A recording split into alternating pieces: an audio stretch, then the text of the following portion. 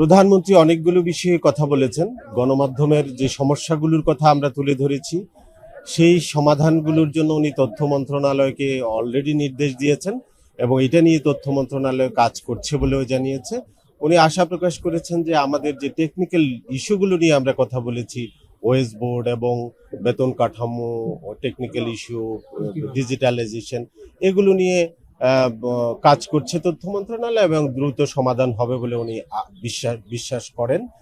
আরেকটা জিনিস উনি বলেছেন, উনি আসলে একটা জিনিস খুব ভালো লেগেছে যে উনি ওনার দলের জন্য কিংবা ওনার পক্ষে নিউজ করতে হবে সেটা উনি বলেননি, কিন্তু উনি একটা জিনিস শেষে বলেছেন যে আসুন আমরা সবাই দেশটার জন্য ভালো কিছু একটা করি, যাতে এই দেশটা এগিয়ে যেতে পারে।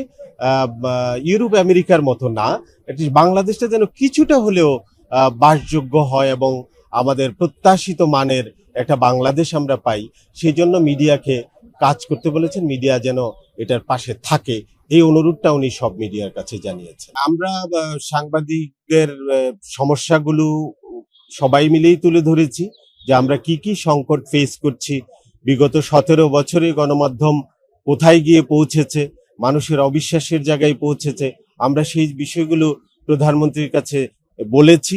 উনি নিজেও এগুলোর ব্যাপারে জানেন, সচেতন আছেন এবং আমরা সেই জায়গা থেকে কিভাবে গণমাধ্যমকে উত্তরণ ঘটাতে হয়, কিভাবে মানুষের কাছে গণমাধ্যমের গ্রহণযোগ্যতা বাড়াতে হয়, সেই জায়গায় সরকারের সহযোগিতা আমরা চেয়েছি।